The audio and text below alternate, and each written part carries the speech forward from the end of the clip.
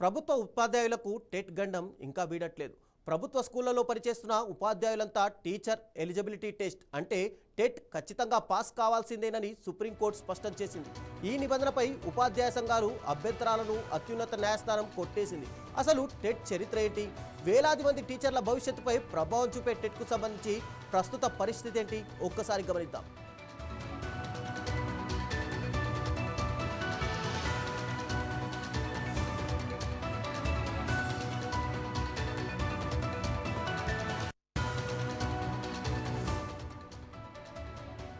RTE చట్టం 2010లో వచ్చింది. దాని ప్రకారం స్కూళ్లలో బోధించే టీచర్లంతా టెట్ ఖచ్చితంగా పాస్ కావాలి.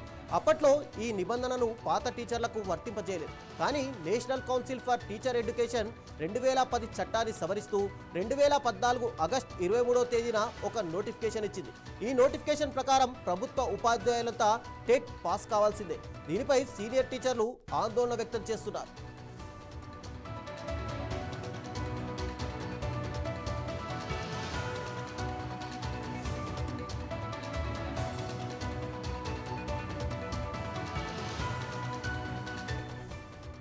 ఈ నోటిఫికేషన్ పై సీనియర్ టీచర్లు ఇప్పటికే కోర్టులకు వెళ్లారు. హైకోర్టులు, సుప్రీంకోర్టులో పిటిషన్లను సైతం దాఖలు చేశారు. గతంలో టెట్ ఉత్తీర్ణతకు సుప్రీంకోర్టు ఒక ఏడాది గడువును కూడా పొడిగించింది. ఆ గడువు కూడా ఎప్పుడో ముగిసిపోయింది. టెట్ను తప్పనిసరి చేయడాన్ని వ్యతిరేకిస్తూ ఉపాధ్యాయ సంఘాలు అనేక వాదనలు వినిపించాయి.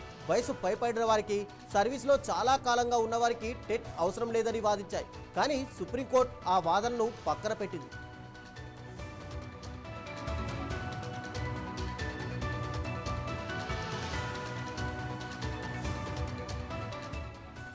తాజా పరిస్థితి ఏంటంటే ఉపాధ్యాయులంతా టెట్ పాస్ కావాల్సిందేనని సుప్రీంకోర్టు మరోసారి స్పష్టం చేసింది.